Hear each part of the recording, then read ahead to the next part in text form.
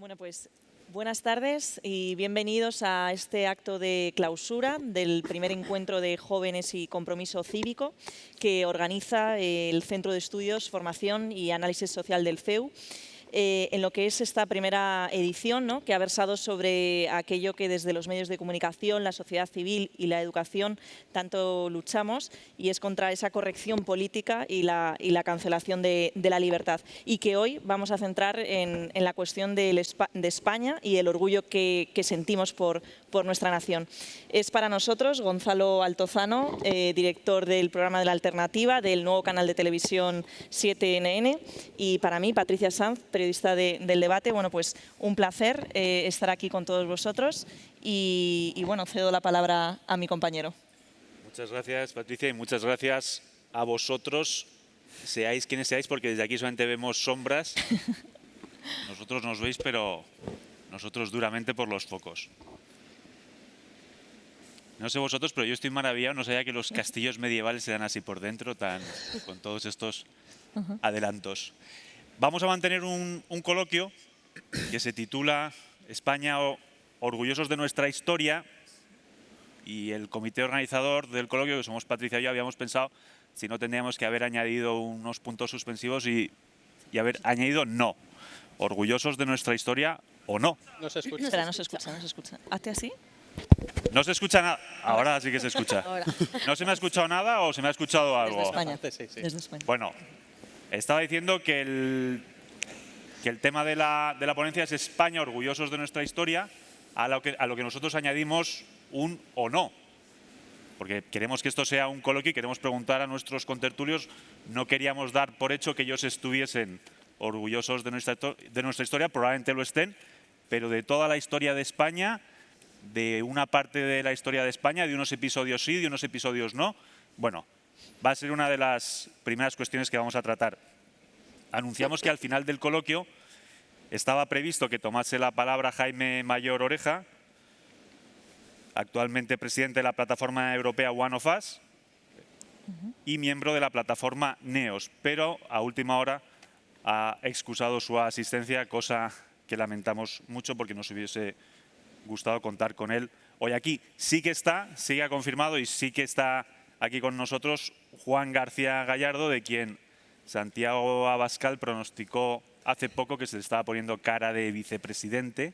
Y no es que se le haya puesto cara de vicepresidente, es que ya tiene cara de vicepresidente. Juan, por cierto, cursó el año pasado la primera edición del curso en Liderazgo y Compromiso Cívico de la Universidad CEU San Pablo, y no sé si alguno de vosotros tiene pensado cursar el curso de liderazgo, pero que sepáis que las posibilidades son infinitas. Lo cursáis y salís de vicepresidentes como poco. Bueno, y luego también tenéis que acreditar méritos, como ha hecho Juan García Gallardo, que ya digo, clausurará el curso. Y si os parece, bueno, presento a los invitados al coloquio. Es Javier Rubio Donce, en el extremo derecho de la mesa, pero en sentido geográfico, no político. Javier, ¿cómo estás?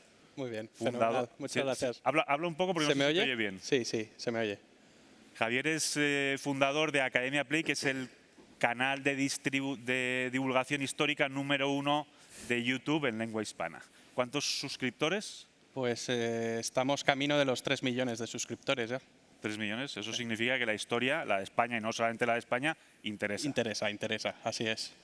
Está también con nosotros Victoria Martínez Gevas, fundadora de Luz de Trento. ¿Qué tal? Nos vas a tener que explicar qué es Luz de Trento. Bien, pues es una tienda que tenemos, una humilde tienda, en la que vendemos productos que hacemos nosotros mismos y en los cuales pues lucimos la bandera de nuestro país, del que estamos muy orgullosos. Podéis haber llamado a la tienda Luz de Trento o Martillo de Herejes también. También, sí. Y que además, permíteme, Gonzalo, decir que además es una labor muy complicada, ¿no? Porque no comercializas en cualquier parte de España. Así es, lo hacemos desde Cataluña y eso es un valor añadido, creo. O sea, te va la marcha, ¿no? Me va. A mi izquierda está Jorge Álvarez Palomino, historiador, joven historiador, y coinciden el resto de los ponentes en su juventud. Y Julio Llorente, te han titulado aquí como periodista. No sé si te hará muchas gracias. ¿Estás orgulloso? Es lo que soy, Es lo que soy, a tu pesar. a mi pesar. Y cofundador de Ediciones Monóculo. Pues si os parece, empezamos ya. Y empezamos con la primera cuestión. ¿Estáis orgullosos de la historia de España? Javier. Pues yo voy a hacer una enmienda al título de la charla. Yo no estoy orgulloso de la historia de España, pero me explico. Yo estoy orgulloso. Si quieres salir vivo, explícate. Yo estoy orgulloso de las cosas que he protagonizado yo. Tampoco me siento avergonzado, por supuesto, de la historia de España. Y, por supuesto, me fascina la historia de España, porque me dedico a divulgarla y me encanta la historia de España. Y, por ejemplo, yo qué sé, la gesta de Cortés es indudable. Admiro la gesta de Cortés y me parece que la conquista de Tenochtitlán es un hecho espectacular. O en 1521, al año siguiente, Juan Sebastián Elcano con la primera circunnavegación de la Tierra. Pues supuesto, todos esos hechos a mí me fascinan, me gusta estudiarlos, pero yo no me puedo sentir orgulloso de unas personas que me precedieron 500 años antes. Yo estoy orgulloso a lo mejor de mis hijos, de las cosas que he conseguido yo, pero simplemente es una precisión, pero vamos, que me encanta la historia de España y no me avergüenzo de ella, por supuesto. Te iba a decir que si no estás orgulloso tampoco te puedes avergonzar. ¿O sí? No me puedo avergonzar, ni mucho menos. No. Te avergüenzas solo de las cosas que haces tú. Sí. Y a menudo me pasa. Victoria, ¿orgullosa de la historia de España? Bien, ¿De toda bueno. la historia de España? ¿Orgullosa de mi país?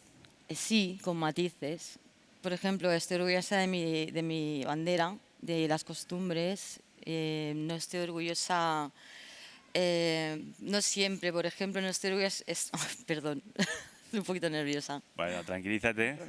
No estoy orgullosa de la historia contemporánea, que dio lugar a las diferentes ideologías, que al final dieron lugar a, pues, a la confrontación y a la ruptura de nuestra unidad, por ejemplo.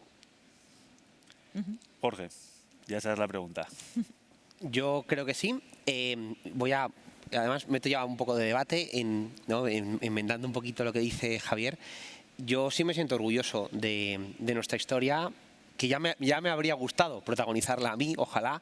No creo que hubiese sido capaz de hacer absolutamente nada de lo que hicieron nuestros antepasados, pero yo sí que creo que tenemos un sentido de herencia que nos hace tener orgullo de aquello que, igual que nos sentimos orgullosos de nuestros padres, y yo me siento orgulloso de mis padres, creo que también me puedo sentir orgulloso de mis antepasados y de ver y sentir que hay cierta comunión con los españoles que nos precedieron a lo largo de los siglos.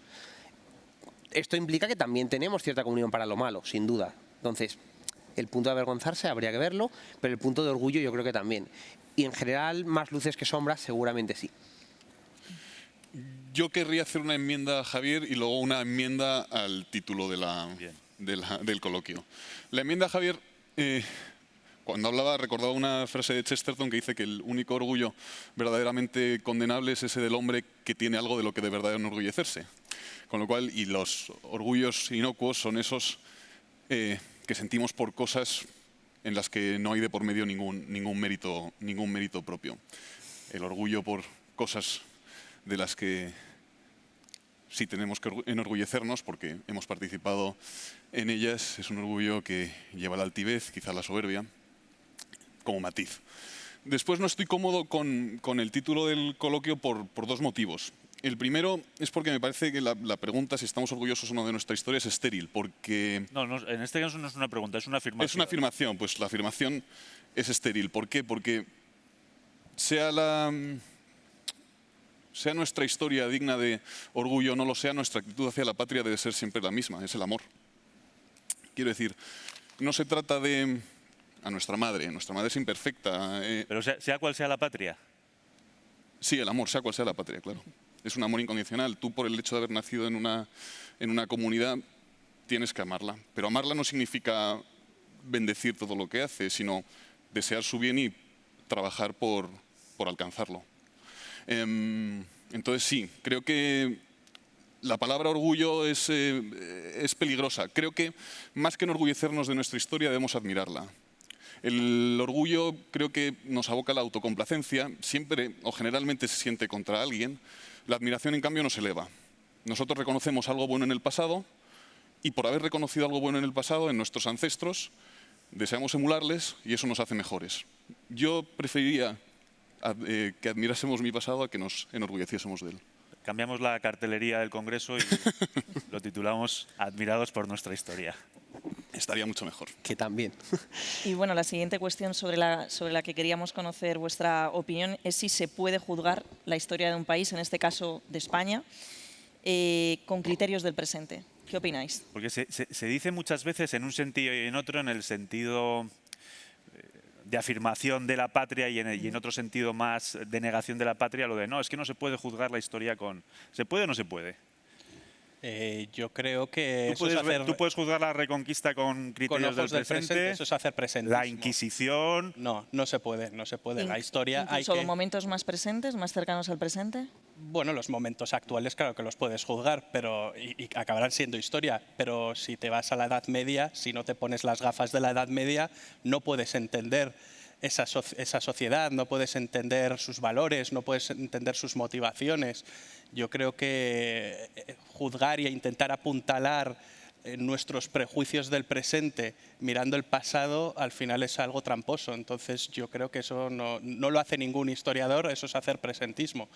Y bueno, yo quería decirle una cosa a Julio, que me ha hecho una enmienda, pero estoy completamente de acuerdo de todo lo que he dicho, casi me ha dado la razón. Bueno. Yo, si me permitís, diré sobre lo que dice Javier, que no hace ningún historiador presentismo, ojalá no fuese eso tan cierto. No siempre, o sea, creo que muchas veces la historia es una herramienta que se utiliza desde el presente para hacer juicios de valor sobre el pasado. Y creo que el papel del historiador es comprender las circunstancias de la gente que vivía en otra época, entender su mentalidad, entender sus valores, pero creo que también hacer juicios de valor. A mí no me parece mal que desde nuestra óptica juzguemos el pasado. Yo creo que podemos hacerlo, pero desde el conocimiento de cómo funcionaba esa época. A mí lo que me molesta es cuando vemos a veces, y esto se ve mucho en medios un poco más generalistas, el típico película de Hollywood en la que sale la Edad Media y el bueno es bueno porque es una persona que ha nacido en el siglo XXI, solo que por alguna razón es el protagonista de esa película. Pienso en Orlando Bloom en los cielos, por ejemplo, y resulta que, bueno, es feminista, es tolerante, es tal, es cual, y de repente, en cambio, todos los demás, que son los medievales auténticos, son malísimos. A mí no me parece mal que creamos que la Edad Media estaba mal en esa época o no. Eso ya dependerá de la ideología de cada uno y puede juzgarlo, ¿no? Yo no estoy de acuerdo. Lo que me molesta es la trampa de la transposición de ideologías presentes al pasado. Bueno, lo medieval se ha convertido, tiene una connotación negativa, de tanto que se ha utilizado en un sentido que no debería utilizarse. Los talibanes eran medievales. Cuando recordemos, volvamos al verano, cuando tomaron el poder en Afganistán, todo el mundo se refería a ellos como medievales y decían, están volviendo a la Edad Media. Sí, un disparate. Yo estoy de acuerdo con la afirmación, siempre que no signifique que no se puede juzgar el pasado en absoluto. Porque de vez en cuando, uno observa que por huir del presentismo, del anacronismo, terminamos cayendo en el relativismo. Efectivamente, no debemos juzgar el pasado con los criterios del presente, con los ojos del presente, pero sí de acuerdo con principios y verdades universales. En ese sentido sí podemos juzgar el pasado. Preguntarnos si un gobernante, por ejemplo, procuraba el bien común de sus gobernados o no lo procuraba. Eso es juzgar el pasado. Si aceptásemos que no se puede juzgar en absoluto el pasado, no podríamos juzgar a los aztecas y sin embargo los juzgamos y consideramos que lo que vivían allí era barbarie, más que civilización. Entonces, sí, efectivamente, no se puede juzgar el pasado con los ojos del presente, pero sí se lo debe juzgar conforme a principios y verdades universales. Y creo que muchas veces, por huir del anacronismo, del que tenemos que huir, incurrimos en una especie de relativismo histórico que está también mal. Pues yo creo que no se puede juzgar la historia con criterios del presente porque, para empezar, los conceptos no son los mismos. No podemos decir que los reyes católicos cometieron un genocidio, por ejemplo, porque la palabra genocidio es un concepto del siglo XX, creo, por ejemplo. Bueno, y en concreto, además, es que ese término... Es que no aplica, es un término del siglo XX, pero es que no existió un genocidio en esa época. Bueno, pero se dice que es así, ¿no? Sí. Sí, pero aparte... Pero no porque no fuese un término que no se utilizase en tiempos de los reyes católicos, sino porque no cometieron nada parecido a lo que hoy llamaríamos un genocidio. No, es que no tiene nada que ver, porque un genocidio es una matanza deliberada. Con fines religiosos, políticos, y eso no ocurrió. Eso no ocurrió en el siglo XVI, en el siglo XVII, con la conquista de América. Se juzga así, pero no existió. O sea, que es muy fácil de desmontar eso, porque Es que no tiene ningún sentido que los reyes católicos o que la conquista de América fuesen ahí a realizar una matanza. Es verdad que se dice que el 90% de la población, y eso es verdad, hubo una catástrofe demográfica, pero fue principalmente por las enfermedades, por los trabajos forzosos, pero es que a los reyes católicos no les interesaba perder población. De hecho, la maravilla de lo que hicieron los reyes católicos y lo que hizo el Imperio Español es el mestizaje, cosa que otros imperios que le sucedieron no. Claro, pero es que yo no estoy diciendo que lo hicieran, ¿eh? No, Victoria, que ha quedado clarísimo que no lo Era una cuestión conceptual. Sí, es lo que... Pero creo que es interesante porque introduce un poco los peligros que comentábamos. Genocidio en sí, por ejemplo, es un término cargado que se utiliza para hacer juicios de valor. Entonces, casi siempre que se utiliza, pero lo estamos viendo, creo que se utiliza de forma demasiado recurrente cuando tiene una connotación muy peligrosa como para generalizarlo. El uso de genocidio en el caso de América es un uso político, absolutamente, para intentar crear esa imagen negativa. Sí. Pero claro... Casi siempre se usa políticamente. De hecho, ahora lo estamos viendo con la guerra de Ucrania. Putin, el argumento del Kremlin es que hubo un genocidio en el Donbass y que por eso están desnazificando Ucrania.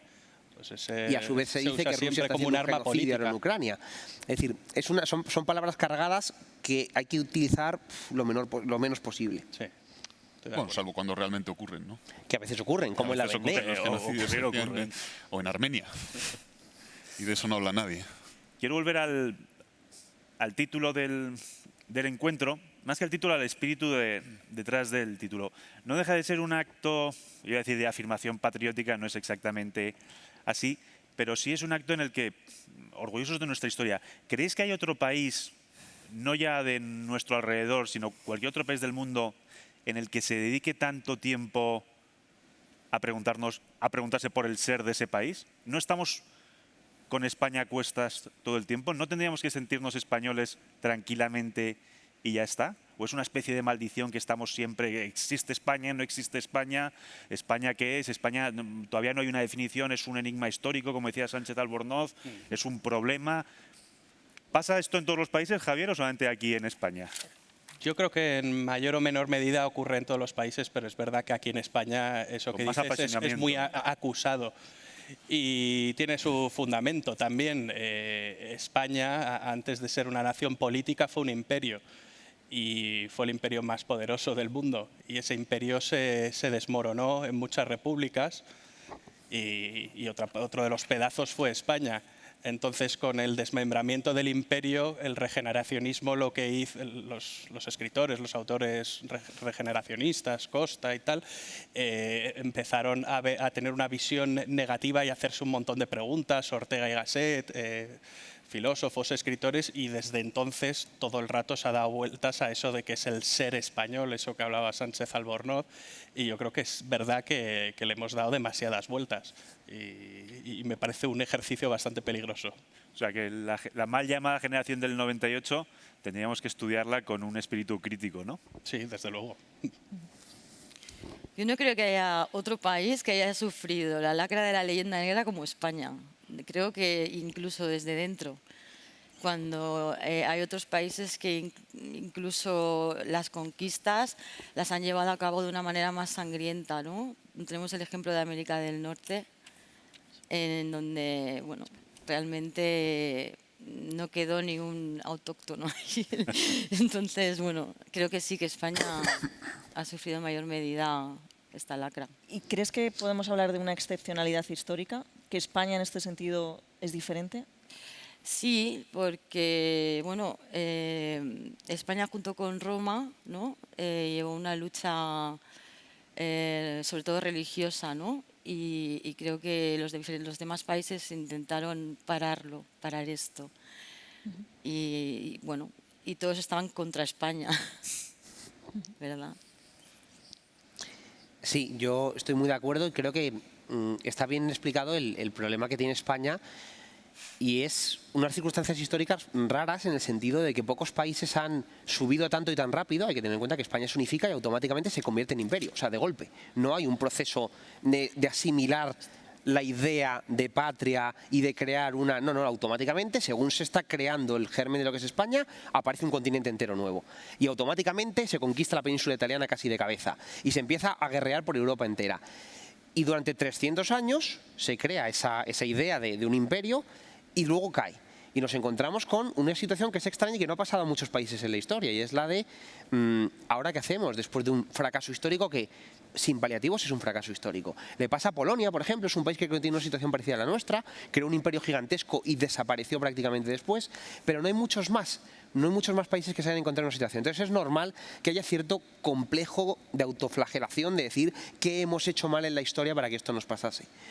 Bueno, también pasa con el Imperio Británico. El Imperio Británico tenía un imperio colonial inmenso y también de alguna manera se desmoronó después de la Segunda Guerra Mundial, y escritores como Niall Ferguson también se preguntan y se cuestionan un montón de estas cosas que también nos cuestionamos aquí en España. Pues que yo supongo que precisamente para librarnos de ese complejo y de esa vergüenza, la pregunta de ¿por qué fracasamos? O sea, basta con recorrer Hispanoamérica, con leer a los autores hispanoamericanos, con visitar las ciudades. Digo, es que ahí está el sentido de España. Quizá el fracaso solo fue aparente, porque, joder, no puede decir lo mismo el Imperio Británico. Tú visitas cualquiera de los países por los que pasó el Imperio Británico y no ves lo mismo que ves en las naciones hispanoamericanas. Han sabido gestionar mucho mejor que nosotros. Sí. ¿Creéis que por eso a lo mejor también hoy en día cierta clase política intenta acabar con algunos capítulos de la historia en las escuelas? ¿Cómo lo veis? Eso es una... Yo creo, en este caso concreto, la reforma que se está planteando ahora es incluso más perniciosa, creo yo. O sea, porque ni siquiera es eliminar algunos capítulos de la historia. Si fuese eso, sería menos grave. Porque habría huecos que son huecos como vacíos, esto nunca pasó, pues como cuando Stalin quitaba a la gente que se cargaba de las fotos y ya está. Pero fue el inventor del Photoshop, ¿no? Sí. Pero era un adelantado en muchas cosas.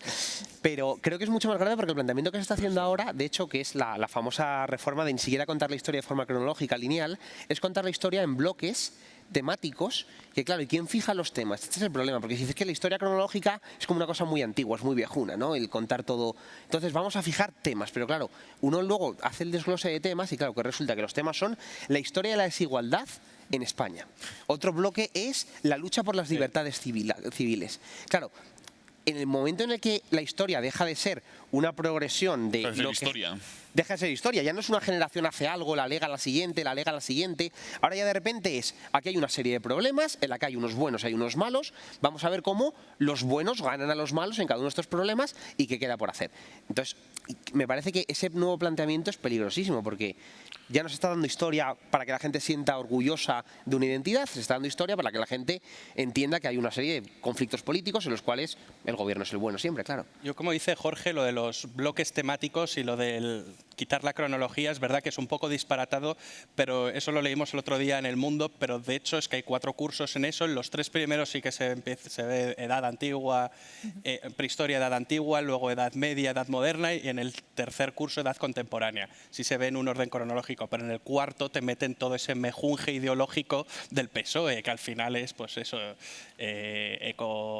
ecofeminismo. Que al final, desengañémonos, es lo que queda porque los alumnos no se acuerdan de lo que han estudiado el curso anterior, tal y como está planteado. O sea, hacen el examen, vomitan durante el examen lo que han aprendido, no, lo que han memorizado, y al cabo de 2 meses no recuerdan absolutamente nada.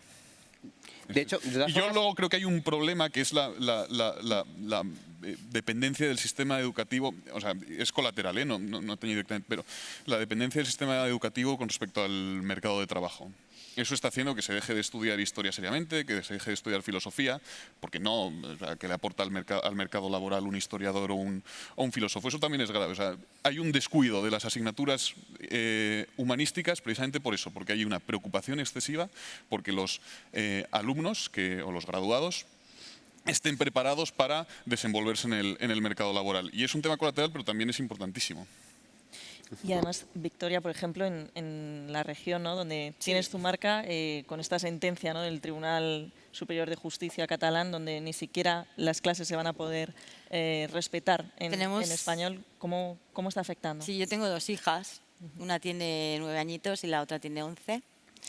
Y realmente lo estoy viviendo en primera persona. El 25% de español no se respeta en las escuelas, y al hilo de lo que habláis sobre la historia de España en las escuelas, pues es que allí es nula. O sea, no es que no se habla, no existe. Es así. ¿Sabes? Estoy hablando de un nivel de, bueno, yo tengo 2 hijas pequeñas, ¿no? Pero realmente hay un mejunje de, sobre todo, evitar hablar sobre España y después la ideología independentista, nacionalista. O sea, allí tenemos un mezclote de ideologías. Lo bueno, lo malo es que aquí en Madrid Claro. nos vamos a salvar, porque como tienen la educación está transferida, en el fondo aquí no se estudiará tal como está proponiendo la nueva ley. Bueno, y en Castilla y Entonces- León con García Gallardo también, lo garantizo. También, por supuesto. No, nosotros que hemos hecho una aplicación para segundo de bachillerato, te das cuenta que el examen de la EBAU es diferente en todas las comunidades. Eso es un disparate. En Cataluña, además, es todo, hablando del Estado español, estudian mucho Pero que la parte contemporánea. En términos de estudian- enfrentamiento. Empiezan Claro. en la guerra de sucesión, para empezar. Ahí empieza la historia de Cataluña, en la guerra de sucesión. Que la venden Ni siquiera como se una van a la guerra de Edad Media. secesión. Claro, lo ven Pero como es una... que lo venden como otro país. Lo ven como una guerra de secesión, claro. Sí. Y todo el rato, pues siempre te cae el memorial de agravios, siempre te caen ese tipo de temas, no tiene nada que ver con cómo se estudia en Madrid. En Madrid Totalmente de es acuerdo. verdad que ahora mismo que lo van a quitar, hay unos temas cortos y unos temas largos, pero se ve toda la historia desde la prehistoria hasta nuestros días. Y es verdad que, como dice Julio, a veces van a demasiada velocidad y no se enteran de nada y tienen que vomitarlo en un examen.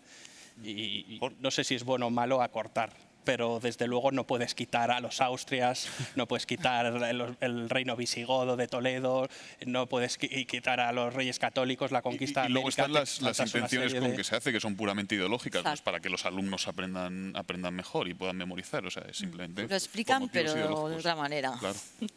Pero el éxito de tu canal se debe en parte a un público joven. Sí, es un público joven, sí. Quiero decir que hay interés por la historia. Hay mucho interés, claro que sí. Sí. Pero porque hay vacío de la educación. O sea, la gente que ve los vídeos de Academia Play es porque no lo está encontrando en el colegio. Y necesita un refuerzo. Academia Play, de hecho, lo usan muchísimos profesores, ¿eh? Yo me encuentro con cualquier niño de 10, 12, 13 años y siempre me dicen que conocen Academia Play. Eso significa que lo están poniendo en los colegios, en los institutos, y eso a mí me honra y me siento... A mí me gustan muchos comentarios a vuestros vídeos que dicen: mañana tengo un examen sobre la Revolución Francesa y voy a ver el vídeo. Pero luego nunca dicen que no te han sacado, ¿no? Bueno, algunos sí, igual no, te equivocas, Gonzalo. No, muchos que en el los vídeo es muy completo. Si En no lo los digo por comentarios vosotros, que el ponen, vídeo... gracias a Academia Play me habéis salvado y he sacado una notaza en el examen. Eso no lo había Depende de pensado. qué comunidad agradecidos. autónoma, ¿eh? También. Una mirada sesgada sobre la realidad de Gonzalo. Hablábamos antes de la excepcionalidad española, que no sé si en este lado de la mesa lo habéis comentado con la suficiente profundidad. Es, como se decía en épocas de Manuel Fraga cuando era ministro de Información y Turismo, España es diferente, España es diferente, somos el único país que ha sido objeto de una leyenda negra, le pasa a todos los países tienen motivos para ser objeto de una leyenda negra, Jorge. A mí me gusta mucho esta pregunta porque creo que a veces nos miramos quizá demasiado nosotros mismos. Y España tiene una leyenda negra que es más antigua, que precede a las de los demás, pero porque España también es uno de los países más antiguos, ¿no? Y su formación como imperio precede a la de los otros. Entonces, es verdad que, claro, la propaganda antiespañola del siglo XVI se adelanta a lo que le pasó a cualquier otro país. Pero ahora mismo creo que persiste, y esto yo lo veo mucho cuando hablo con gente, y la gente dice: es que somos el país que peor habla de sí mismo, es que si los ingleses hubiesen tenido una historia como la nuestra, estarían orgullosos de ella. Si los franceses hubiesen hecho algo como lo que hizo fulano, estarían orgullosísimos de ello. Y digo, no es verdad. Los ingleses y los franceses se arrepienten un montón de su historia también y están constantemente autoflagelándose. Y ahora mismo en las universidades inglesas y francesas se les enseña a odiar su propia historia. Y de hecho, hay derribos de estatuas de Churchill en Inglaterra. hay una foto que a mí me parece icónica de la historia, pero casi como la de la foto de la caída del muro de Berlín, es la foto de la estatua de Churchill protegida, cerrada en la plaza del Parlamento de Westminster, para que la gente no la tirase, llena de pintadas que ponen racista imperialista. Churchill, que es el gran ídolo de la identidad británica en el último siglo. O sea, los ingleses ahora mismo tienen un gravísimo problema de crisis de identidad, porque en sus universidades se les está enseñando que el Imperio Británico fue una calamidad para la historia, que lo único que hicieron fue arrasar países, y todo lo que ven de su historia es malo. Y en Francia, a Napoleón, que ha sido el aniversario, fue el año pasado de la muerte de Napoleón, creo recordar, y en Francia el centenario de Napoleón no se ha celebrado porque se ha dicho que como restableció la esclavitud y como además no tenía perspectiva de género en sus políticas, que Napoleón no merece la pena ser celebrado en la historia francesa. Entonces, creo que realmente somos parte, quizá adelantada, tristemente, de una oleada de sentimiento de autoflagelación que tienen todos los países europeos. Y yo creo que el problema es que no nos relacionamos debidamente con el pasado. Es que ni orgullo ni autoflagelación, una relación sosegada con el pasado, sabiendo que somos deudores de los logros de nuestros ancestros, que nuestros ancestros también cometieron errores, que no tenemos que estar pidiendo perdón por esos errores constantemente, con una cierta incapacidad para reconocer que la historia es un drama, que tiene sus claroscuros. Entonces, una relación sosegada con el pasado. Veamos qué podemos aprovechar del pasado para el presente, que del pasado ilumina el presente, y qué no debemos utilizar del pasado en el presente. Pero es una especie de relación histérica con el pasado, en el que o bien tenemos que bendecirlo absolutamente todo, o bien tenemos que condenarlo absolutamente todo. Digo, no, más sosiego en nuestra relación con el pasado. Yo creo que eso es lo que dicta el sentido común. Sí, yo creo que no hay que abonarse a la excepcionalidad. Todos los imperios que han sido hegemónicos tienen su leyenda negra. La tiene ahora mismo el Imperio Americano. Revel escribió mucho sobre el antiamericanismo. La tuvo la Unión Soviética. La tuvo Roma. De hecho, el término leyenda negra se acuña durante el Imperio Romano.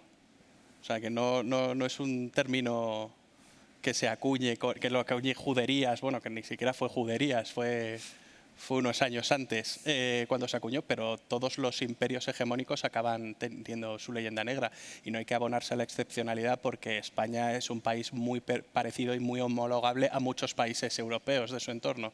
¿Pero seguimos padeciendo los efectos de alguna manera hoy? Por supuesto. Sí, claro. Perdona. No.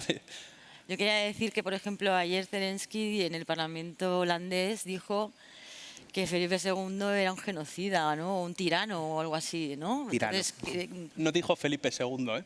¿no? No, eso fue un error de la agencia EFE, que lo tituló ahí con cierta malicia. Sí que se refirió al 450 aniversario de la rebelión de los holandeses, pero con la toma pero no nombró ni Felipe II, ni nombró la guerra de los 80 años, ni nombró la palabra España. Fue muy cuidadoso, porque el martes va a estar aquí. Claro. Entonces yo lo revisaré, sí, pero según he leído fue así. Como dice Gustavo Buenos, Europa es una biocenosis, y si empieza aquí a tirar los trapos sucios a unos y a otros, vamos a acabar todos peleados. ¿Has leído bien, Victoria? ¿Has leído bien? La que escribió mal, o el que escribió mal, fue el corresponsal de EFE, ¿no? Javier. Sí, y de hecho entrecomilló algunas cosas que te lees el discurso original y no fueron así, como las entrecomillaron. Cuestiones de EFE que bueno, yo como periodista lo vemos siempre, y a veces esos errores no son casualidad, o por lo menos se corrigen rápidamente, pero hayan quedado. Pues algún trasfondo habría ahí. A ver si no era un enemigo. Y hablando de enemigos, hemos estado hablando, bueno, pues de esa imagen que tienen fuera de España de nosotros, pero ¿tenemos los enemigos dentro? ¿Creéis que hay gente, ¿no?, de políticos, incluso sociedad, que ha podido a lo mejor ser algo ideologizada, ¿no?, durante los últimos años? ¿Tenemos esos enemigos dentro de casa? A mí me parece muy peligroso eso de hacer amigos y enemigos en España, que haya una España y una anti-España. A mí eso me parece un ejercicio muy peligroso. Sí que es verdad que pues ahora pues puedes decir que hay gente dentro de España que no está procurando el bien de España, que los tenemos en el gobierno, pero de ahí a hacer listas negras de malos y buenos españoles, a mí me parece peligroso. Que no era la intención de Patricia, ¿eh? No. Yo ahí sí, sí que soy un poco más, en ese sentido, más tajante, ¿no? Yo sí creo, pero creo que no es que se haga una lista negra de buenos y malos españoles. Creo que es que hay gente que no quiere o que no está contenta con ser español y por lo tanto ellos mismos se meten en la lista.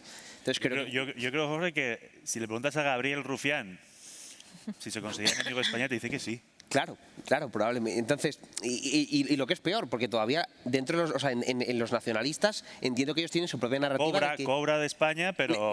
Bueno, eso por supuesto. Pero yo entiendo el punto de Javier. Es verdad que cuando te refieres a amigos, enemigos, lo que haces es erosionar la comunidad. Entonces yo precisamente por no erosionarla, prefería no referirme a Gabriel Rufián como enemigo de España, sino simplemente como un compatriota desnortado. Pero enemigo... muy desnortado. Hay más de Te hemos interrumpido. Perdón, Jorge. No, yo iba a decir que en ese sentido sí creo que más grave incluso, y esto, bueno, pues tenemos un problema serio de separatismo dentro de España, que tampoco es único ni excepcional. Quiero decir, Gran Bretaña está a punto de desaparecer como nación, casi más cerca que nosotros seguramente. Incluso han tenido un referéndum. Han tenido un referéndum, bien, sí, poco. y quieren hacer otro otra vez, que es la trampa de los referéndums, que es como lo de Quebec, ¿no? Pues oye, que repito hasta que me salga. Pero creo que el problema es incluso la gente que ya no es porque tiene una patria alternativa, que eso, bueno, pues puede ser una ideología, puede estar de acuerdo, ¿no? El problema es la gente que no tiene patria alternativa, que sencillamente no siente ningún tipo de orgullo de pertenencia a la suya, de identidad. Y creo que esto es lo que dice Julio. Es importante que nosotros sintamos que somos parte de una comunidad. En el momento en el que se ha convencido a mucha gente de que no tiene que sentirse parte de la comunidad en la que ha nacido, ahí tenemos un problema. Y la gente que dice, no, pues yo nací en España como podía haber nacido en ningún otro sitio, no tengo por qué sentirme ni vinculado ni relacionado con nada de esto. Esa es la gente verdaderamente desnortada. Yo creo que el amor a la comunidad es fundamental. Pero hay muchos autores que han distinguido entre patriotismo y nacionalismo. Decía Camilo José Cela que el nacionalismo es cuando piensas que en el país donde has nacido es superior al resto, y eso no es verdad. Sin embargo, el patriotismo es pensar que el país donde ha nacido merece todo el amor del mundo, y eso sí es verdad. Yo entiendo como los enemigos de España a aquellos que quieren cambiarla tal y como la conocemos. O sea, aquellos que quieren destruir nuestras bases, nuestra esencia, nuestra historia. Para mí los enemigos de España, por ejemplo, es la izquierda. Y yo lo entiendo, ¿por qué? Porque no están de acuerdo en su relato de valores. Ellos no pueden sentirse identificados, si es normal, pues con un país que históricamente se ha caracterizado por la defensa de la religión, se ha caracterizado por la monarquía, que es constitutiva, esencial y preexistente al propio país, que ha tenido una configuración muy conservadora. Entonces esto es normal que la izquierda tenga serios problemas para sentirse identificada con un pasado español. Aquí yo creo que hay que hacer y en ese sentido tiene razón Julio, hay que hacer una labor, si queremos tener una patria, hay que hacer una labor un poco de dos lados. O sea, creo que la historia de España tiene que poder ser compartida por todos. Esto es una cosa que, por ejemplo, pasó en Francia, en el momento en el que Francia lleva 300 años, donde la derecha técnicamente no debería poderse identificar con la república que decapitó al rey y expropió todo. Y bueno, al final, pues los franceses conservadores acabaron aceptando la marsellesa y la bandera tricolor, porque de alguna forma la preexistencia de la nación era más importante que eso. Entonces, es muy complicado esa dialéctica de cómo nos relacionamos con un pasado cuando no coincide con nuestros valores. Porque claro, ¿qué pasa cuando el país no es como nosotros queremos que sea? Bueno, de hecho es que la nación política es un invento de la izquierda liberal. Y ahora mismo la izquierda es quien se avergüenza de todo lo que representa la nación política, de la bandera y de todo lo que... Dime, Gonzalo. No digo nada. Vale. Estaba escuchando con atención. Pues eso, que en el fondo es un invento y ahora la izquierda reniega de lo que es la nación y se avergüenza de ello. Quizá también tiene que ver muchos años de franquismo han tenido que ver en todo ello, porque el nacionalismo que hubo durante la época de Franco, a la izquierda no se la hizo partícipe y no se sintió identificado con eso. Entonces, la izquierda ahora piensa que la nación es un invento de Franco, y no, la nación es un invento de la izquierda liberal. Perdón, sí, es verdad que hay... No, entrar en conflicto, que es lo que más me divierte del mundo. Vale, pues si nos dejas... Yo ahí no estoy muy de acuerdo, porque como digo, el problema lo encontramos un poco en todas partes y joder, no han tenido francos en otros países. Y sin embargo sí que tienen a un movimiento progresista Yo no digo que la muy culpa agresivo. sea de Franco, digo lo que es lo que piensan ellos. Bueno, pero claro, ellos, o sea, quiero decir, la justificación de que Franco es la causa de todos los males nos vale para hablar de historia, de economía, de política, de cuestión territorial o de cualquier cosa. Y no hablo como representante de la izquierda, que aquí me ha dicho Gonzalo que solo estoy en su derecha geográfica, pero no en la extrema derecha. Yo estoy en la extrema derecha. Pero geográfica. Y voy de color verde, además. Me interesa mucho el tema de Franco porque me interesa que hablemos de la ley de la memoria histórica o ley de memoria democrática. ¿La historia tiene que ser materia legislativa o tiene que quedar para los historiadores? Cuando digo historiadores no me refiero solo desde el punto de vista académico, sino cualquier aficionado a la historia. ¿Se tiene que legislar sobre la historia? ¿Hay una verdad histórica? Te pregunto a ti, Jorge. Bueno pero a todos. Julio va muy lanzado. No, si hay una verdad histórica, pero eso no quiere decir que sea la que... Pero si no la sostienes, está legitimado... Claro, o sea, que haya una verdad histórica no quiere decir que haya que legislar sobre ella y que además sea la que deciden unos tipos sentados en un parlamento.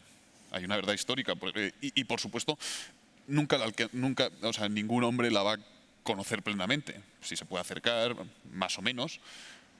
Reconocer que hay una verdad histórica, que creo que es más o menos evidente, porque si no, ¿para qué estudiarían historia los historiadores? Además, Julio, que es muy fácil reconocer que hay una verdad histórica porque la historia pasó. Claro. Entonces sabemos que, pasó. ¿Qué pasó exactamente? Bueno, pues eso ya se conocerá mejor o peor, pero algo tuvo que pasar, luego tiene que haber una verdad.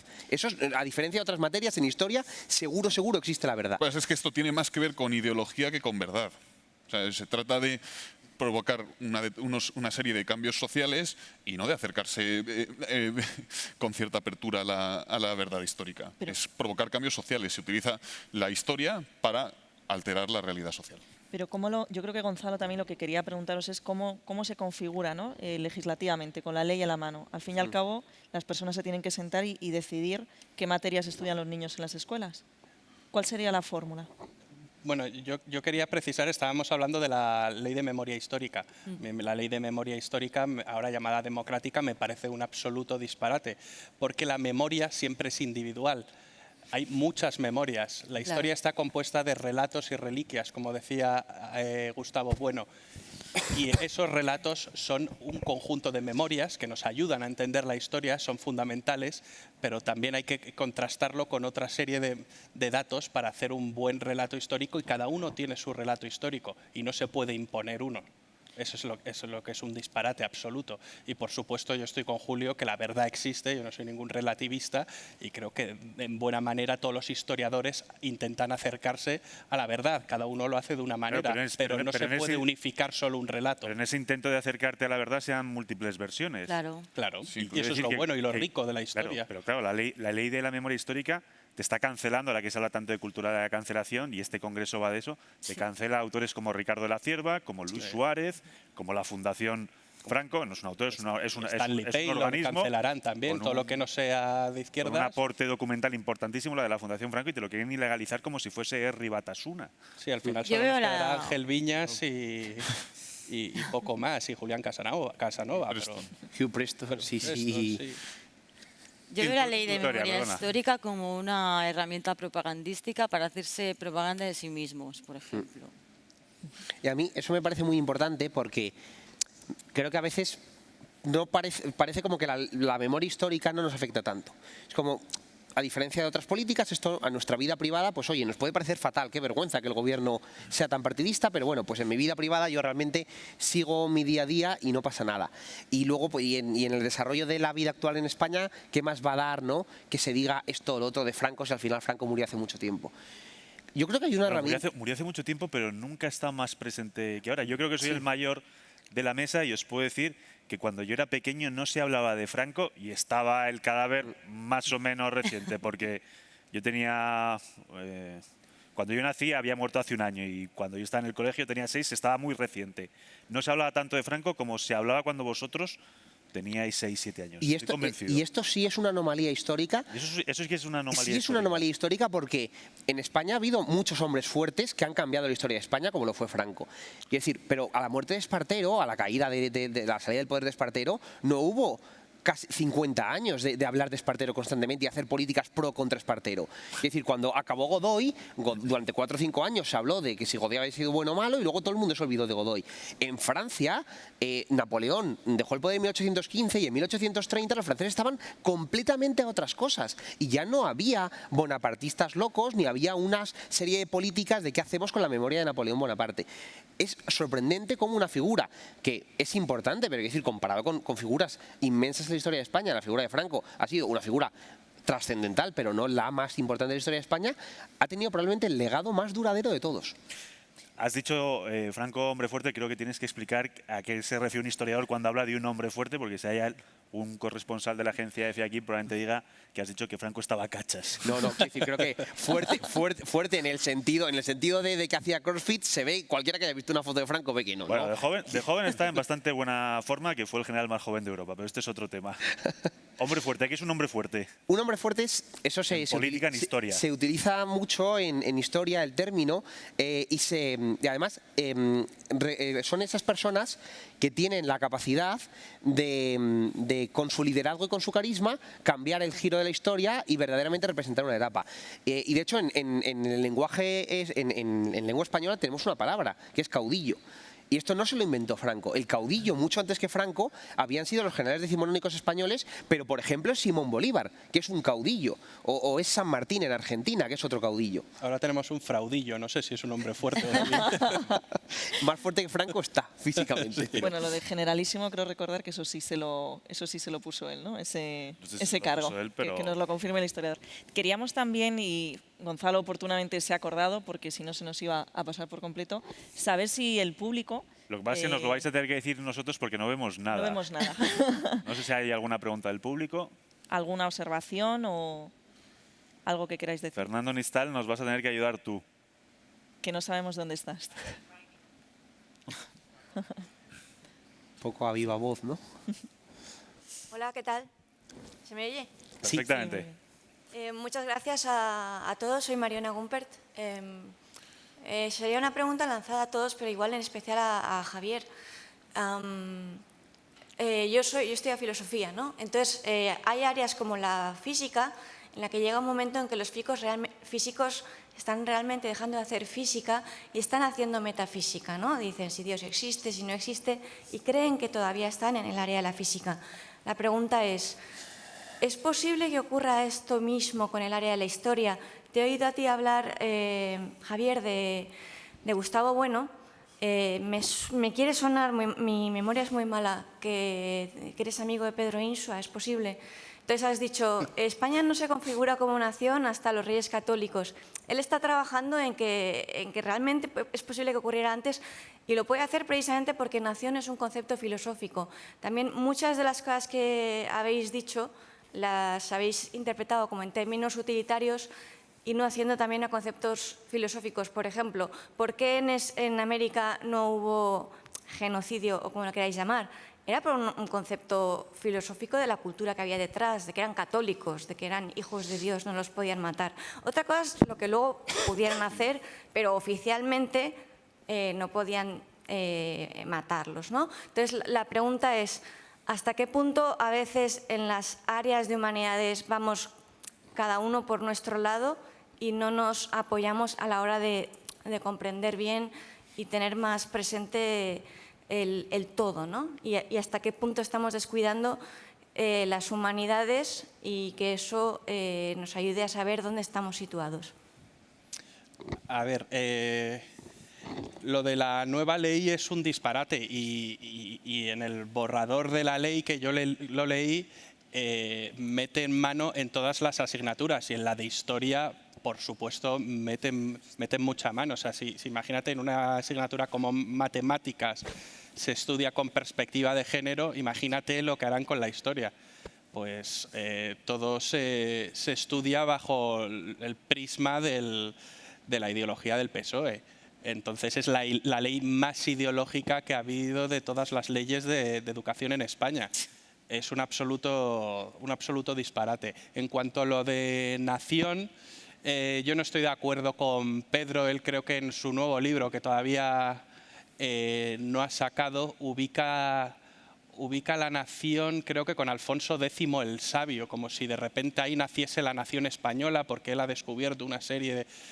Oí una conferencia en la Fundación Gustavo Bueno, que la vi en YouTube, y yo no estoy de acuerdo. Yo creo que precisar justo un año de... Aquí está el pistoletazo de salida de la nación española. Creo que es muy complicado. La historia está compuesta de muchas capas y todas son importantes. Yo no me atrevo a decir si fue en el reino visigodo de Toledo, si fue con el matrimonio de los reyes católicos y luego cuando los dos reinos de Castilla y Aragón se unieron por la cabeza. Yo no me atrevo a señalar una fecha exacta. Y luego el término nación es un término polisémico. Podemos hablar de la nación étnica, cultural, o de la nación política. Todos los historiadores más o menos están de acuerdo que la nación política nace en el siglo XIX, cuando la soberanía que antes residía en el rey y su poder le venía a través de Dios, esa soberanía se traslada paulatinamente al pueblo. Entonces la nación pasa a ser el pueblo, que es el objeto de soberanía. Eso ocurre en el siglo XIX, estamos hablando de la nación política, pero en España es un país diverso y yo creo que sí que hay diferentes naciones, que no se me malinterprete, en el término cultural. Y creo que los países que son diversos y que a lo mejor tienen muchas lenguas, tienen diferentes... un folclore diferente en una provincia que en otra, tienen diferentes sentimientos culturales. Creo que eso es bueno y eso enriquece una nación. Lo que pasa es que lo de la nación de naciones es un disparate, porque no puede haber muchas naciones políticas dentro de una nación política, solo puede haber una. Porque el Estado-nación es uniformador. Bueno, no sé si me estoy extendiendo demasiado. Solo puede haber una soberanía. A ver, igual es que no me he explicado bien. No es tanto si Pedro tiene razón, porque no es el caso, sino más bien hasta qué punto el historiador sabe, es consciente de que ciertos conceptos que está manejando ya rozarían el campo de lo filosófico. Por ejemplo, estás diciendo esto de naciones no tiene sentido, pero en realidad si uno conoce la historia de las ideas y conoce lo que es el romanticismo en un sentido filosófico del término, puede entender, que no justificar, precisamente por qué nacen las naciones en un sentido congregador, pero también en un sentido disgregador, ¿no? Entonces eso nos facilita mejor la comprensión de la historia. Entonces la pregunta es, ¿nos estamos dando las espaldas entre las distintas disciplinas? Yo creo que es bueno que todos los aportes entre diferentes disciplinas sean buenos. Yo no puedo hablar como historiador porque yo soy arquitecto y tampoco puedo hablar como filósofo, pero creo que es bueno que el aporte y el conocimiento se enriquezca desde diferentes disciplinas. Es verdad que a veces los historiadores, cuando se meten a filósofos, hacen una filosofía de la historia no muy acertada, pero yo creo que la labor del historiador es otra, es muy diferente a la del filósofo. Muy bien, gracias. Yo creo que, lo decía un poco antes hablando de genocidio, pero pasa ahora con nación también. Creo que tenemos que tener mucho cuidado con los debates terminológicos, porque hay una tendencia muy grande a discutir: oye, ¿esto lo podemos llamar nación o no lo podemos llamar nación? ¿Esto lo podemos llamar de esta forma o no lo podemos llamar de la otra? Y al final, lo que no cambia, independientemente de que le queramos llamar X o Y, es que eso ocurría. Es decir, España era una nación constituida, no una nación constituida a partir de cierta época, no importa. Lo que importa es que sabemos lo que hacía. Y por sus obras los conoceréis, ¿no? Lo importante es aquello que se generó, independientemente de que le acabamos poniendo etiquetas que luego vamos generando a posteriori. La mayoría de las etiquetas que se utilizan en la historia son muy posteriores, es decir, hablamos de la Edad Media, que es un concepto que no, evidentemente los medievales no se llamaban medievales a sí mismos. Hablamos del feudalismo cuando nunca jamás nadie durante 1000 años entendió lo que era el feudalismo, porque se inventó una y ya había desaparecido. El capitalismo es un nombre que se inventó Marx para criticar un sistema que llevaba funcionando muchísimo tiempo. Son todos, digamos, constructos a posteriori. La reconquista, es decir, todas estas cosas, hay una idea sí que es contemporánea, que es la Restauratio Hispaniae, que por cierto tiene mucho que ver con la idea de restaurar España expulsando al invasor. Eso sí que era la idea que tenían los castellanos, los navarros. Restaurar el reino visigodo de Toledo. La restauración del reino visigótico. Reconquista es un término posterior. Entonces yo creo que tenemos que evitar quizá estos debates, porque luego al final acaban siendo siempre el uso de palabras modernas para intentar transmitir mensajes modernos sobre hechos antiguos. Oye, pues si decimos que esto era una nación o no era una nación, estamos transmitiendo una idea particular. ¿Eran los catalanes una nación? Los catalanes eran un pueblo que tenía una identidad como lo tenían otros pueblos dentro de España. Ahora bien, ¿qué es lo que importa? ¿Dentro de qué unidad política estaban? ¿Qué hacían? ¿A quién servían? ¿No? ¿Con quién construyeron su pasado? ¿Bajo qué bandera luchaban? ¿No? ¿Bajo qué bandera comerciaban? Pues eso es lo que importa al final. Y creo que es un poco más irrelevante si podemos considerarlo luego terminológicamente de una forma u otra. No sé si hay más preguntas. Sí, ¿me oís bien? Bueno, te oímos. Genial. Bueno, muchas gracias por la ponencia, ha sido muy enriquecedora y también pues por traer a colación, ¿no?, este proceso que yo pensaba que era algo reducido nada más que a España, la renuncia de la identidad, pero vemos que es algo que también se extiende a las naciones que son las herederas de una cultura grecorromana que después pues también el cristianismo le da una nueva vida, ¿no? Entonces, vemos como al final pues también son las identidades lo que acaba siendo atacado, y yo lo que quería saber un poco también, viendo como ahora de repente la gente en los institutos pues pone banderas LGTB o el ecologismo es un credo contra el cual no se puede decir nada, quería ver un poco pues lo que pensáis, ver si a lo mejor esto puede responder un poco a la idea de sociedad líquida o sociedad abierta y lo que de ahí se pueda extraer. Y un poco vuestra reflexión sobre si a lo mejor la historia hoy día es un arma política para este fin. ¿Quién quiere responder? No sé. Yo he hablado mucho, pero a mí me puedo atrever a lo de la historia como arma. Sí, precisamente era una de las cuestiones que nos hemos dejado por acortar, porque queríamos dar paso a Juan García Gallardo, que va a clausurar el acto. Pero si os parece, Bueno, si queréis vosotros que yo ya lanzamos esta última cuestión. Entiendo que lo podemos resumir tu intervención como si la utilización política de la historia, en un sentido y en otro, ¿eh? Si vamos a hablar de izquierdas, también de las derechas. Bueno, sí, yo creo que eso se da y yo creo que el asunto lo hemos tratado, aunque sea de soslayo. Hay un problema cuando los historiadores dejan de buscar la verdad histórica y supeditan su acción a la ideología, pues se termina utilizando, claro, la historia como arma política. Creo que lo que decía Ricardo es muy interesante, porque es verdad que en detrimento de una identidad que aglutina a todos, a toda la comunidad, que es la de un pasado compartido, se promueven, se estimulan identidades que lo que hacen es fragmentarnos y al final vienen a erosionar la comunidad. Entonces, sí es muy interesante eso, cómo la identidad común se va erosionando en favor de identidades particulares, y eso, claro, que en una sociedad descompuesta. Yo creo que en este sentido es muy importante ver de dónde viene la raíz de la enfermedad, y esto empieza a pasar en todos los países que decíamos grecorromanos, y yo diría, y más concretamente, cristianos. Porque cuando se hace historia de Grecia y de Roma hay una crítica mucho más suave contra ellos. Normalmente la imagen que tenemos de Grecia y de Roma es bastante positiva, teniendo en cuenta que eran sociedades terriblemente esclavistas, clasistas, machistas y todas las cosas malas que hoy en día se pueden decir de ellas, ¿no? Y sin embargo, no se critica tanto. En cambio, la crítica carga luego las tintas en el momento en el cual el Imperio Romano se convierte de repente en cristiano y surge la nación cristiana. Y ahí da igual que seamos españoles, portugueses, franceses, ingleses, alemanes o rusos. Van siempre a por nosotros. Pero son todas las naciones europeas, ¿por qué? Porque construyeron el mundo tal y como lo conocemos ahora mismo. Y sin embargo, esas mismas críticas, la del esclavismo, la de la homofobia, nunca se dirigen ni contra los imperios musulmanes, ni contra la India prebritánica, ni contra el imperio chino, ni contra las culturas precolombinas y el es decir, todas esas culturas están exentas de crítica. Entonces yo creo que ahí hay que entender... Y las sociedades que no son occidentales, que practican todas...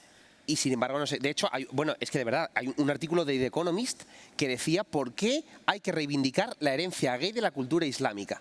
Y lo publica The Economist, esto es literal. Era un artículo en el que explicaba cómo el Islam tradicionalmente había sido muy LGTBI friendly y últimamente, bueno, pues se habían separado un poquito ese camino. Pero tradicionalmente lo eran. Y lo comparaban con la Europa cristiana, en la cual eso no existía y no había respeto por las minorías. Creo que aquí hay un intento desde los años 60 que viene de la Escuela de Frankfurt y del marxismo cultural de construir las sociedades europeas a las que se culpa de todos los males de la Primera y la Segunda Guerra Mundial. Entonces, por eso yo creo que tiene mucha autoflagelación y solo nos afecta a nosotros. Esa es la pregunta, ¿por qué nunca se ataca a los demás? ¿Por qué solo estas preguntas nos las hacemos los europeos? Victoria. Bueno, la pregunta era básicamente la utilización de la historia como arma arrojadiza, ¿no? Como instrumento político, que bueno, esto lo vemos cada día, pero es que realmente en Cataluña, por ejemplo, es bestial. O sea, utilización de la historia, tergiversándola, incluso en las escuelas, en los medios de comunicación, al final, bueno, pues deja de ser verdad, con lo cual deja de ser historia. Javier. Yo creo que, a ver, la historia siempre se ha usado como arma política desde el principio de los tiempos. Lees los escritos de Heródoto, de Halicarnaso, y eso es propaganda política. Era partidario. Totalmente. Sí, totalmente. Pero, y estaba diciendo Victoria que los partidos independentistas utilizan la historia, sí, la utilizan de una manera. La izquierda también. Y la izquierda. Y la derecha, Sí, yo voy a decir, derecha y la derecha también. Todos. Todos los partidos políticos la utilizan en mayor o menor medida. Sí, pero la derecha no lo hace bien. Bueno, yo no voy a decir si lo hacen bien o mal, eso ya es a criterio de cada uno. Seguramente alguien de izquierdas te dirá que la derecha lo hace fatal y que están todo el día a vueltas con la Reconquista, Más para tibia, aquí, para la derecha allá, es más que tibia. si con Lepanto... Con Blas de Lezo. Una época no paraban de hablar de Blas de Lezo hasta y alguien de el punto de derechas te convertirlo en dirá aborrecible. que lo que hace la izquierda está fatal. Tú percibo que eres de derecha, me ha quedado claro, y por eso criticas a la izquierda, pero yo creo que hay que ser crítico con todo. No digo que la derecha no lo haga, digo que la derecha es más tibia, que no lo hace bien. Tú, Javier, como La izquierda criticas, es profesional. como criticas izquierda-derecha desde centro. No, de centro central. Centro central. De extremo centro. Digo que no lo sabía hacer, Stalin no ni que no lo casado. haga. Bueno, lo tenemos que dejar aquí. Damos las gracias, Javier. Muchísimas gracias, Javier Ruido de Oncea, Academia Play. Muchas gracias. Victoria. Gracias. Cruz de Trento, es precioso el nombre. Pero ¿no querías añadir martillo de herejes? Cruz de Trento, Martillo de Herejes, Cuna de San Ignacio. También. También. Jorge, muchísimas gracias. A vosotros, encantado. Julio Llorente. Muchas gracias. ¿Y a quién tenemos ahora? Patricia Sanz. Pues ahora tenemos a Juan García Gallardo, que hoy nos acompaña como lo venimos anunciando desde el principio y que, bueno, como tú decías, tenía ya cara de vicepresidente. No, lo decía Bascal. Lo decía Bascal y Pero tiene cara de poquito a vicepresidente. poco se ha ido conformando más.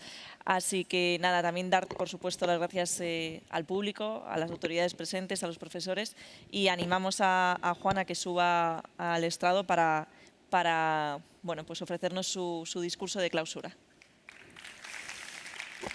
Nosotros nos vamos ya. Nosotros nos vamos. Ah, Y nos vamos Javi, todos, chicos. Bajamos.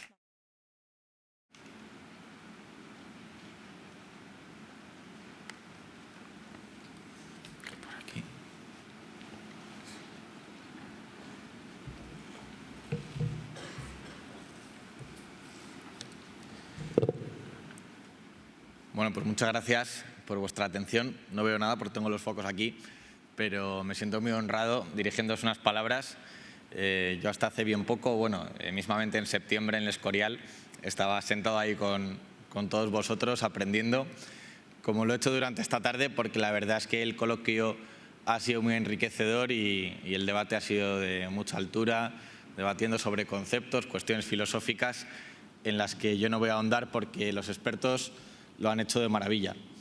En primer lugar, quiero agradecer al CEU por haberme invitado. A priori iban a ser unos días muy difíciles para poder asistir, pero finalmente, como los compañeros de viaje en este gobierno que estamos conformando están en Sevilla, pues lo he tenido despejado y no ha habido ningún inconveniente en venir y ha sido un verdadero placer llegar aquí con tiempo a este parque temático, conocerlo. Me ha acompañado mi primo Manuel de Burgos y me ha encantado. Y tenemos ya ganas de venir con la familia y organizar una excursión colectiva. Quería decir también que esta era la segunda invitación que más me apetecía, de todas las que he recibido desde que entramos en campaña electoral, porque la que más me apetece realmente es la del Colegio Mayor San Pablo. Aquí tengo a Elio Gallego, que fue su director, y bueno, yo ahí estuve 5 años. Es otra obra educativa de la Asociación Católica Propagandistas, y ya tengo ahí a José Manuel Varela pendiente de que le confirme una fecha, que en cuanto superemos el trámite de la investidura lo haré. Espero que Fernando Nistal me disculpe que sea la segunda, pero es que la primera ya sabéis que yo el San Pablo lo llevo en el corazón y es mi preferiti.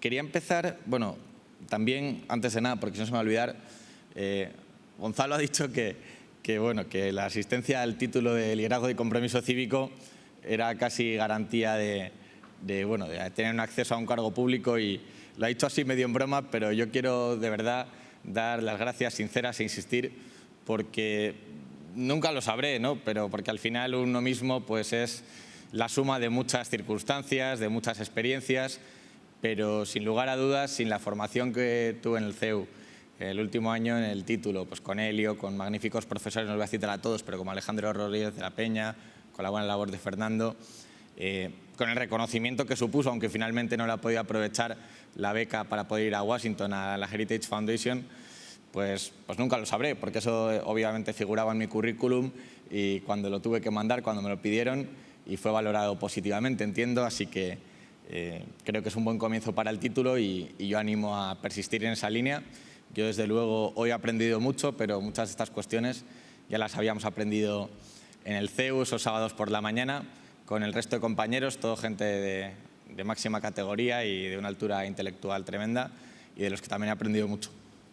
Hoy algunos están por aquí, como Ángela, Paloma, etc. Pero bueno, quería introducir lo del San Pablo, ¿no? Porque yo en mi discurso, cuando se presentó mi candidatura a las elecciones de Castilla y León, lo dije así de manera sibilina, y ahí había 3 amigos míos del San Pablo, uno de los cuales me ha llamado por teléfono mientras hablaba, lo cual me ha distraído.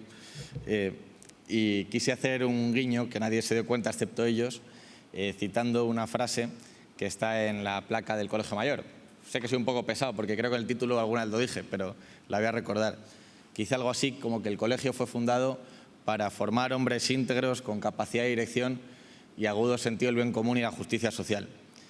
Y esos son unos valores que ha impregnado el ACDP en su obra educativa, y que yo he querido reflejar en ese discurso, y que también, pues que, no sé si esto es un poco ponerme flores, pero es lo que he intentado trasladar ahora que estamos en un periodo de formación de gobiernos. Han filtrado algunos nombres de posibles consejeros.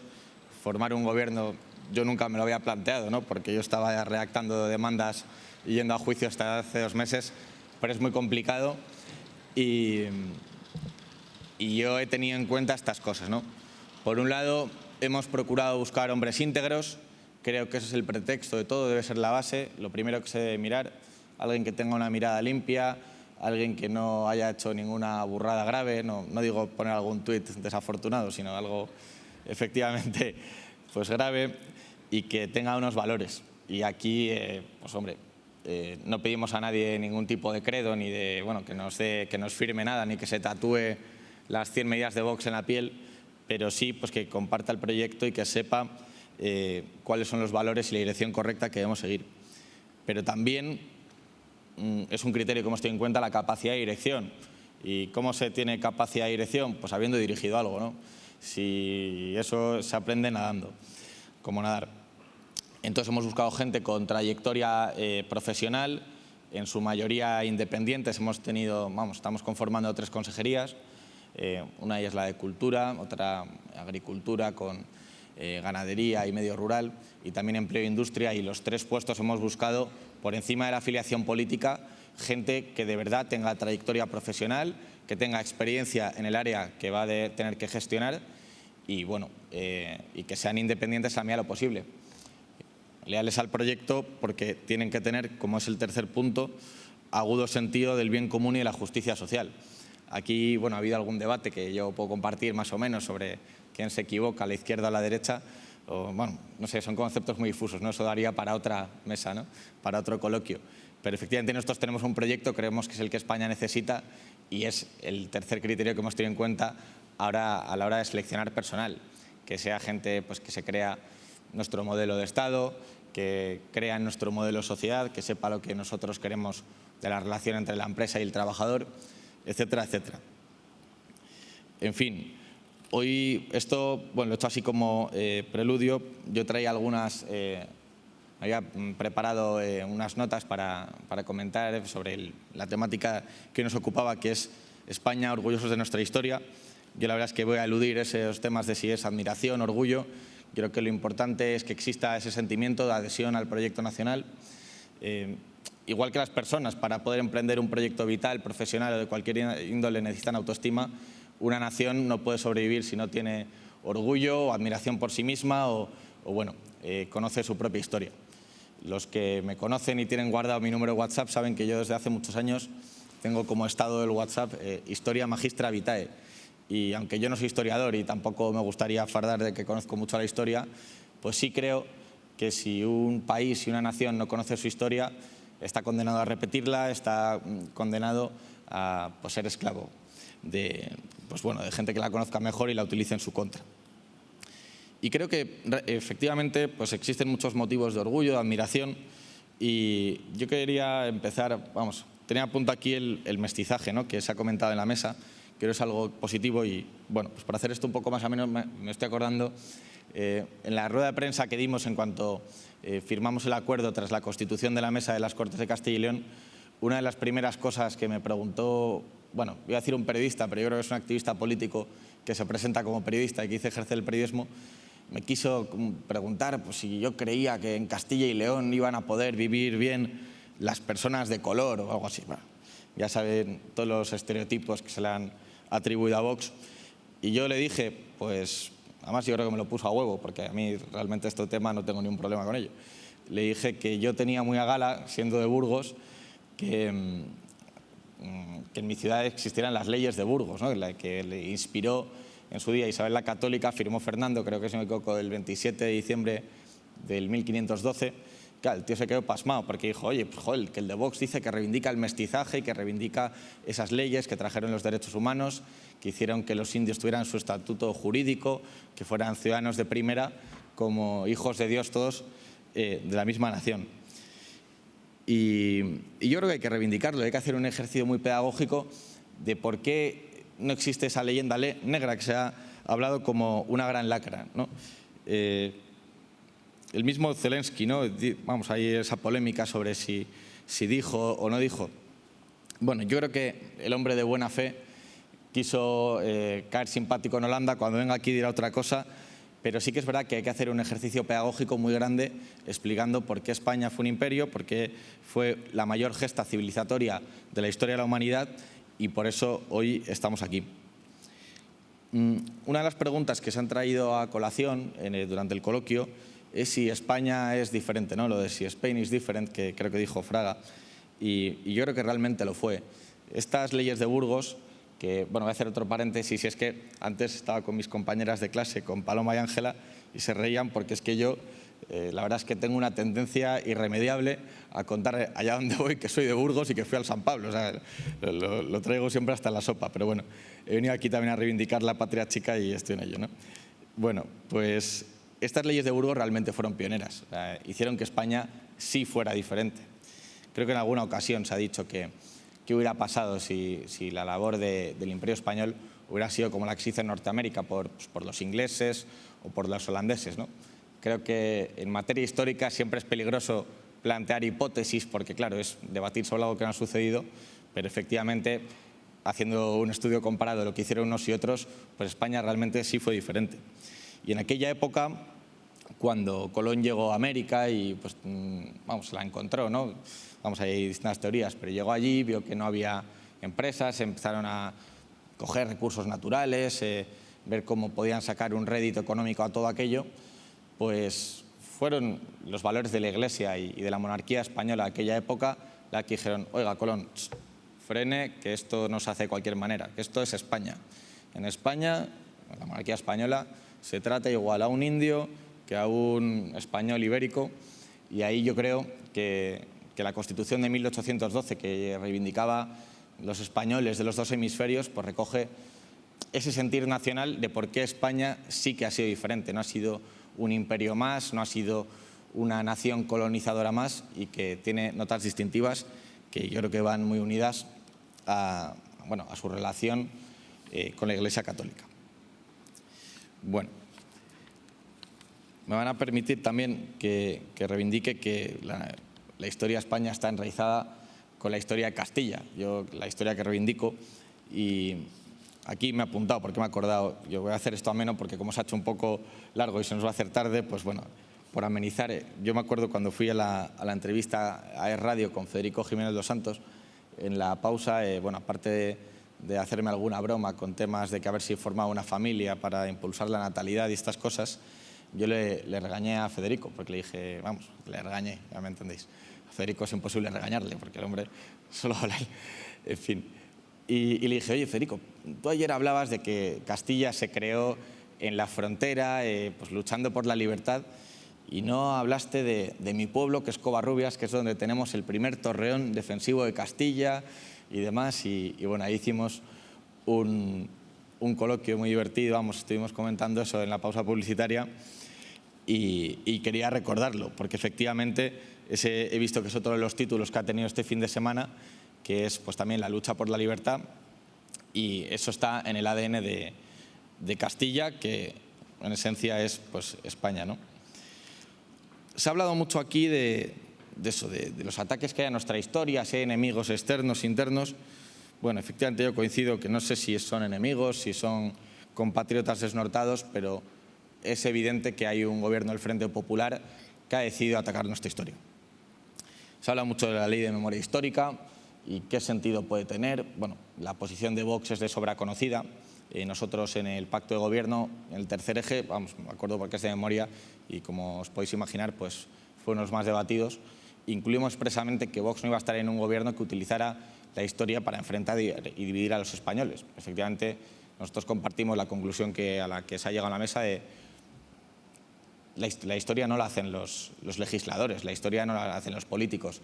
La historia debe ser estudiada con el prisma de los historiadores, pues en base a los documentos, a pues todo el rastro histórico que se deja en cualquier acción. ¿Y por qué hay un gobierno del Frente Popular que quiere dar una versión sesgada de la historia? ¿Por qué hay una parte de España, no sabemos si son los enemigos, si son los desnortados o lo que sea, pero que efectivamente quiere dar una versión ideologizada de la historia? Pues parece evidente. El gobierno del Frente Popular, que es el de PSOE, Podemos y sus cómplices, lo que quieren es deslegitimar la transición a la democracia de España. Quieren atacar y presentar como el culpable del conflicto solo a uno de los bandos, que fue el bando que se alzó el 18 de julio del 36, y a la dictadura de Franco, para decir que la Segunda República fue una sacrosanta, que no tuvo ningún tipo de reproche, para así decir que esa transición venía viciada de origen porque seleccionó al rey Juan Carlos a dedo, el general Franco, y así acabar destruyendo el régimen democrático que conocemos actualmente con el modelo de monarquía parlamentaria para acabar instaurando la Tercera República. Está bien que tengamos claro que ese es el objetivo final, porque si no lo tenemos claro, pues puede parecer, como lo que ha dicho uno de los contertulios, que esto de la historia, pues que nos afecta, ¿no? Y creo que ahí sí que es importante hacer una reflexión. Igual que dijo un político americano, no sé cuál fue, lo de es la economía, estúpidos, pues ahora en lo que se llama la derecha, ¿no? Al menos en Vox estamos en lo de es la cultura, estúpidos, ¿no? O sea, es la historia, es la cultura.